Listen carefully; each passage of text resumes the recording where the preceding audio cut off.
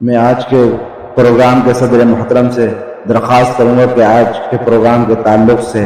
دعائیہ کلمات اور جو نصائح ہوں جو طالب علم کے لیے ہمارے لیے، تاکہ ہم آگے چل کے ان پر عمل کر سکیں اور بچوں کے طلباء کے سلسلے میں جو نافع ہو۔ میں حضرت محتم صاحب سے